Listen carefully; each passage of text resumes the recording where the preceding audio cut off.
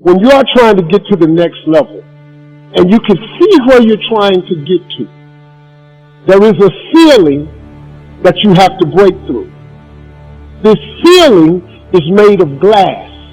You must be willing to break through the glass. You are going to bleed. The cut is going to put some bruises and bloods. But that's the only way to get to the next level. I understood that. And in order to get to the next level, you are going to have to give up something that you care about. See, all your friends, they can't go to the next level because they'll get up there with you, and the way they behave, they'll mess it up for you. You can't hang out with everybody you've been hanging out with to go to the next level. I had to leave my family. My family didn't get it. Steve, you're going to go tell jokes. That's stupid. You can't make a living telling jokes. Stupid. Quit your job, leave your family, pursue your dreams. My family wasn't supporting it. I got to cut my family loose. It's okay. Oh, they all love me now. I'm the youngest one of my family. I take care of my whole family. Everybody get a check every month. But I forgave them. They didn't know. They had no idea. They didn't know. Why you still out there telling them damn jokes? You'll see. And now they all see. That's why I was able to walk away, because I saw more. So you'll know when it's time to walk away from people. And some people you need to walk away from. You have to let them go. They're not going to get it. I talked to a man growing up. His father was very hard on him. Told him that he was never going to amount to anything. Now this man is in his 40s, working night and day, trying to prove to his father that he was wrong. His father still doesn't acknowledge his success. I told him, you don't have to convince him that you're good enough. You're trying to impress someone that's never going to be impressed. Your job is not to change people's minds. Your job is to run your race. Too often, we're trying to get our worth out of what we do. Am I a good enough mother? Strong enough? Successful enough? We think if we work harder, outdress our friends, then we'll feel good about ourselves. We live in this proving mode. The problem is we're getting our value from the wrong place. But when you're secure in who God made you to be, you're content with your looks, you're happy with your personality, then you don't go around competing with others, living to impress that cousin that's more attractive. You know you're one of a kind. When you know who you are, you won't live in this proving mode, getting your value out of what they think. Do they compliment me? If not, let me work harder. Let me prove to them that I'm good enough. Them validating you is not going to move you towards your destiny. Take the pressure off. Your destiny is not contingent on them liking you. It's a distraction. They may be more talented. Celebrate them. You don't have to prove to them that you're talented too. You have gifts that they don't have. Anytime we're trying to prove something, the root cause is insecurity. There will always be a voice saying, you don't measure up.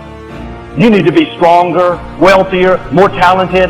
It's very freeing when you understand you have nothing to prove. Walk in your anointing. You don't have to keep up with other people. Am I as talented as my coworker? Am I as successful as my cousin? Then you'll live in a proving mode, trying to impress.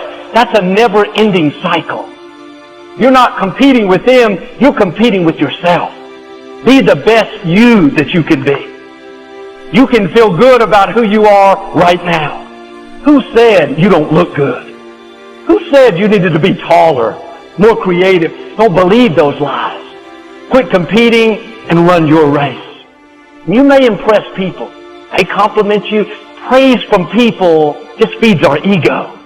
We should live to impress God. Proving to your friend that you're talented may make you feel good, but they don't open doors. Instead of impressing people, we should spend our time impressing God. You have to get your value from who you are and not what you do. Look at the car I drive. Look at the business I've built. That's all good, but it's superficial. If it changes, then your self-worth will change. I was riding to a friend's house. He had this very nice sports car, really beautiful. I noticed we drove the long way. I asked why he didn't go the easy way. He said, my ex-girlfriend lives on this street to make sure she sees what she's missed out on. He was going out of his way to prove what she was missing out. Prove that he was happy without her. What's funny is he found out later that she had moved across town a couple of years earlier.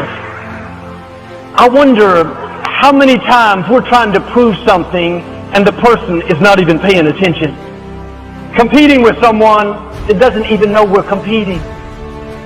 When we're trying to prove to people, to feed our ego, to show them how great we are, that's a dead-end street. Who are you trying to impress?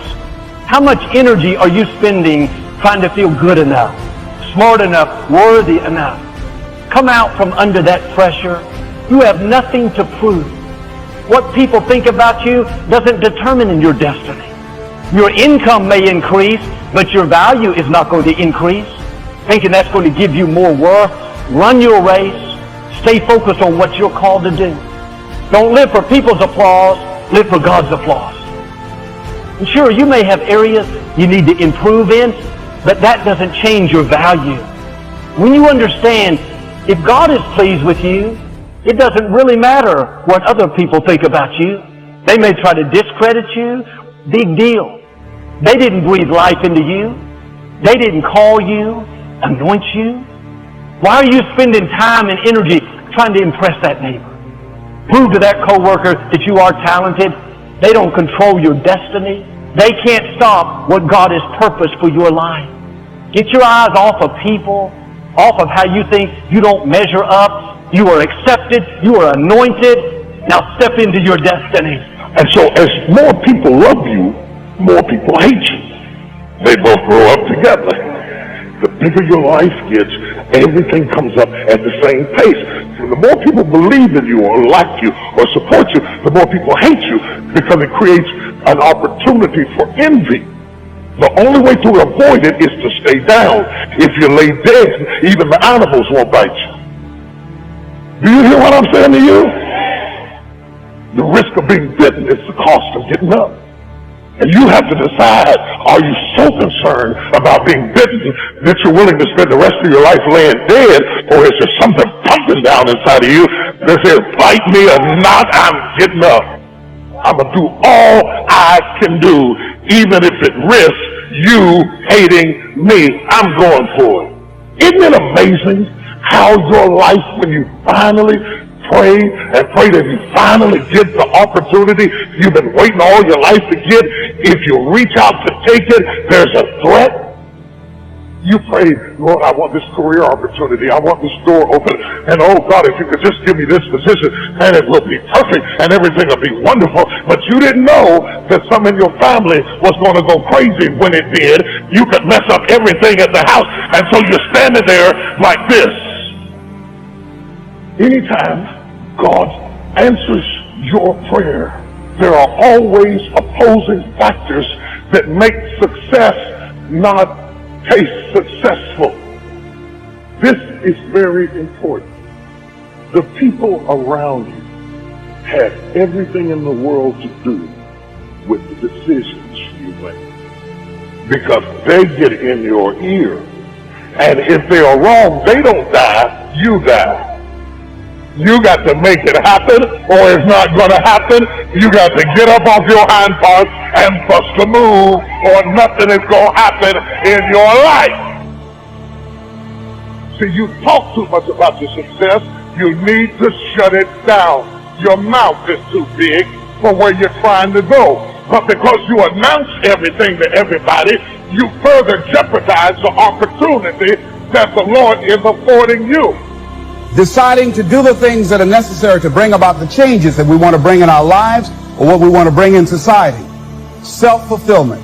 Because when you are involved in commitment, when you are implementing your plan of action, you're going to produce some results. And it's a time of celebration.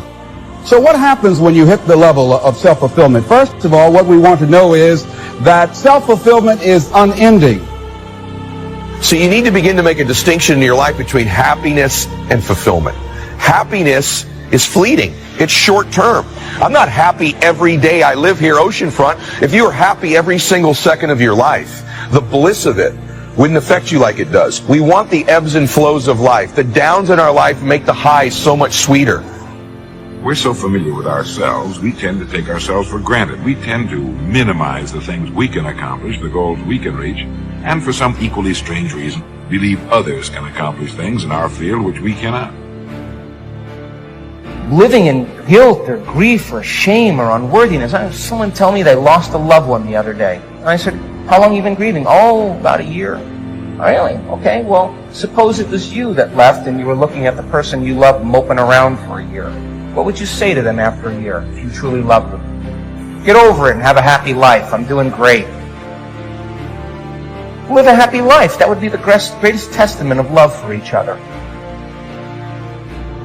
Too much of anything is a bad thing. Life without balance results in an unbalanced life.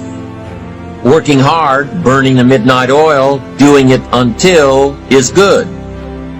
Working non-stop, never taking a vacation, never having any fun, never spending quality time with the people you love, working day after day, month after month, is bad. The people in this world that are inconsistent, the people in this world that really don't move the needle and make things happen, usually it's because, their intentions are there. They are prisoners to their emotions. Their emotions control how they move with their life. So if they feel great, they're going to have a great day, right? If they feel great, they're going to go for that run, go for that workout. That's what average does. But what legendary does is, I don't feel like doing it today. I still do it. In 5 years or less, you can get right to the top of the work you're now doing. I know this, but the important question here is, do you know this? The easiest and most effective means of forming a good attitude habit is to begin to act as though you have a good, positive, expectant attitude toward life. Building your visual chain of thought begins when you have well-defined plans for your career, your family activities, your investments, and your health. Your plans and goals are your visual chain, knowing where you're going before you get there. Begin right now to walk, act, and look as though you belong to this group. If you're already in the top 5%, you'll know what I mean. If you've never tried it, you'll be amazed at what happens. Develop a plan, a game plan. It's ironic how we all understand the importance of mapping out a strategy for a football game or a basketball game. But few of us take the time to map out a strategy for our lives, a game plan. To be disciplined means to do the right thing when you feel like doing the wrong thing. If somebody offends you, you feel like holding a grudge, discipline that emotion and learn to forgive them anyway. If things aren't going your way and you kind of feel like being discouraged, you've got to learn to discipline the negative feelings and keep a good attitude anyway. You should always expect the things that you accept from me. If I accept your disrespect, then it's expected of you to continue to disrespect me. If you disrespect me, and it happens over and over and over and over again, I'm giving you permission to continue to disrespect me. I'm giving you permission to continue to be mean, disrespectful, whatever the case may be. You want to keep learning, keep growing. Realize that we have a theme. You never find out how much you know until you find out how little you know. And there are some people you can't tell anything. They have all the answers. Oh, I've already done that. So what I need you to do is make a decision that you're going to develop the habits that you need to meet the greatest version of yourself. Like when you try to get down to why you do things subconsciously, it is hard. You got to get down to root issues. Sometimes it is triggered all the way back down to your childhood on why you do certain things. So it's not like okay, I'm going to spend 5 minutes. Maybe for some of you, but this might be a 5-month journey for me. But make a decision to go on that journey to create the best habits in your life. Never to revisit the event, because once you do, you open the box. But what we want to do is overcome the emotion, because that's just what's lasting from the event. Contribution matched with achievement is fulfillment. People say, I just don't know what my passion is. I don't know what my purpose is. Your purpose is often found through identifying what your giftedness is and then how you can use those gifts to serve other people. You were born with natural gifts that were given to you that are special to you.